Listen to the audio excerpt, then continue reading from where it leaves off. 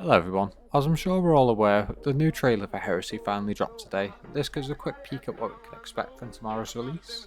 We previously had the developer insights. This gives us a quick little look around of what we can expect from the development point of view.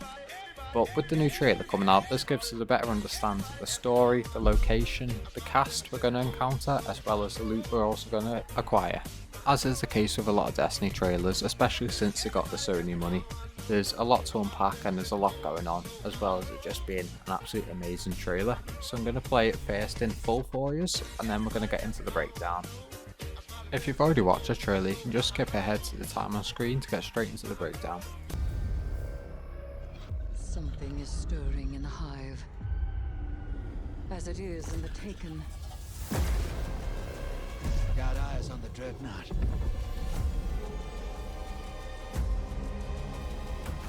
Something's wrong.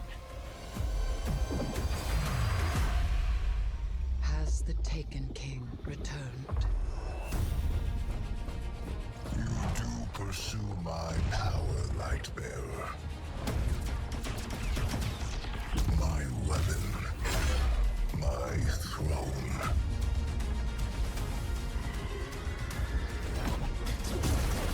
My dreadnought tests you, Guardian Knife.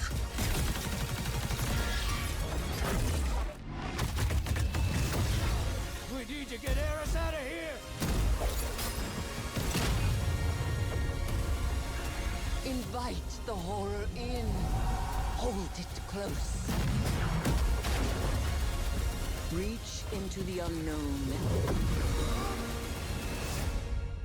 And prepare for it to reach back.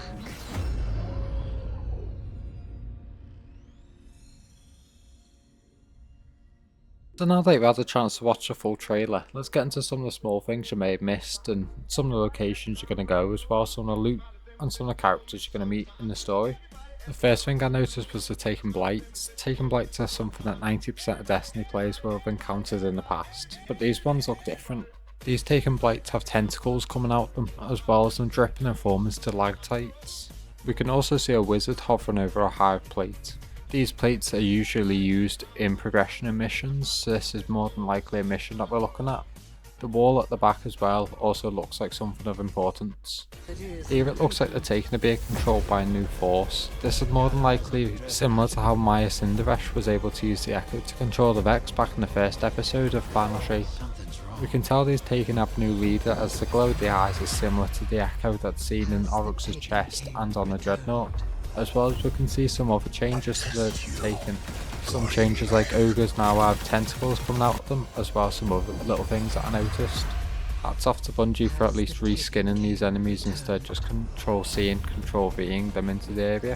Hopefully these Taken have had a bit more than just a cosmetic update, because we need a real change to them. I hope they at least give them a few more abilities. Obviously they'll be dropped in alongside Dread and probably Hive as well. So there will be more than just Taken to fight and kill, but fingers crossed they have a adapted playstyle. We then open up to one of the most beautiful shots of the entire trailer, the Dreadnought. People have speculated on the return of the Dreadnought since all the way back in year 1 of Destiny 2, due to a glitch that used to happen when loading into Titan, where it accidentally played the fly-in animation for the Dreadnought. This was accompanied with the Taken King music. This was later found to be a placeholder though. I love the feel of the adapted Dreadnought with the tentacles exposed at the sides and the smoke around it. I'm curious on whether the smoke is just a trailer effect or it's actually going to be in the game, because this could indicate that the Dreadnought's no longer in Saturn's rings. But hey, that's just a theory. A game theory. So it's at this point that we now get introduced to the main cast, this being Eris Morn and Drifter on the side of the Vanguard and humanity, against the villains of this story, the Dread Leader and the Taken King himself. Oryx actually appears to be the Echo this time, and he's returned back home to the Dreadnought to pick up where he left off. The Witness's defeat left a power vacuum within the Dread, and this Dread Leader seeks to step up and take Oryx's Echo to gain control. Depending on what this power is, it could be absolutely catastrophic. It could be the power of the weapon, it could be the power to take, or it could be something completely different that we don't know of yet to lead us into the next chapter of Destiny. We now get to have a proper look at some of the seasonal gear. Bungie's theme for these weapons are like peeling back, so as well as the dreadnought peeling back and exposing what's beneath, these weapons are peeling back, and it's got like a bone exterior transforming it into normal weapon. They look really cool. Up front we've got the Warlock. The Warlock armour is mid, but to be honest most Warlock armour is anyway, once a Master Race. Although the interesting part, the Warlock's holding a fusion rifle. In this season we see the return of particle deconstruction. This gives a huge buff to fusion rifles as well as linear fusion rifles, so this could definitely be something worth picking up. Behind the Warlock we have the Hunter. I like the vibe of the Hunter armour, the Hunter cloak looks alright. In the Hunter's hands is the new healing auto rifle. This will allow you to damage enemies by ADSing or heal your team by hip firing. The new activity on the Dreadnought is going to have no healing, so this could be a very useful pick as well. Finally we have the Titan with what is definitely the best armour set out for free. The Titans have the machine gun. This could be worth grinding for if you're looking for a good ad clearing weapon. Here we get a better view at some of these new taken. This looks like it could be a mission taking us deep into the throne world of Oryx. After all, Oryx's throne world is the Dreadnought. Now we get to see this exotic for the season. This is hands down one of the best looking exotics Bungie has ever made. It's an SMG, but if you rack up enough kills, when you reload, shoots out blighted strand seekers, and these look really powerful too.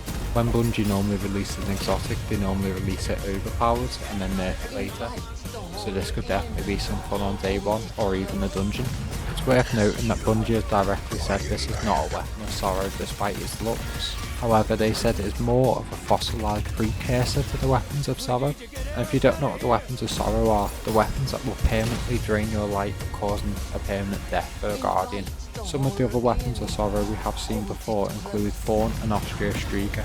Drifter's panic delivery about getting Eris out the Dreadnought supports a lot of speculation that people have had for a while that this is going to be the end of Eris, so this could be the last ever DLC that you see Eris more. It's always possible that Bungie has a bigger plan for Eris, but with this being the sort of end to the High Pantheon, and Eris being so closely tied to the High Pantheon, it is possible that this is the last we see of her.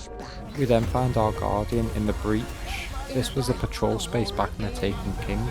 The Cabal crashed from their ships into the Dreadnought. This is why all the pillars are bent down. You can also see the remnants on the ship on the left. Then see Willbreaker, Oryx's sword. This is one of the most interesting shots of the entire trailer, with Oryx being resurrected and seeing his siblings embracing the light and being refused by the dark, as well as the Witness being killed. Oryx is woken up in the world without the Witness, without his truth. Sword logic failed him, but now thanks to light he's back. We then see the cutscene where I think Eris Morn is going to be killed. At first I thought this was just a normal dread, but then I saw it as a taken dread. Is it possible that the Echo is actually the power to take? And then the end bit here we see Drifter jump off the edge, and then a clip of him being revived. Then right at the end we see a better photo of Oryx with that symbol on his chest. This is the same symbol seen on the super weapon. Back in Destiny 1 we destroyed the super weapon. Did this to create a safe landing for other Guardians. If this weapon is reinstated, it could wipe out an entire army before it lands on its ship. This could be a threat to Vanguard fleets, meaning that we could see deaths within the Vanguard and the main cast of the Light and Dark saga. So anyway guys, that was the breakdown of the new Heresy trailer. The episode begins tomorrow, 4th of February. I'm going to be streaming here on YouTube as well as TikTok. Please let me know your thoughts on the things talked about in the video as well as anything I may have missed. If you did like the video, give it a like. If you want to see more stuff like this, drop me a follow. But as always, have a great day.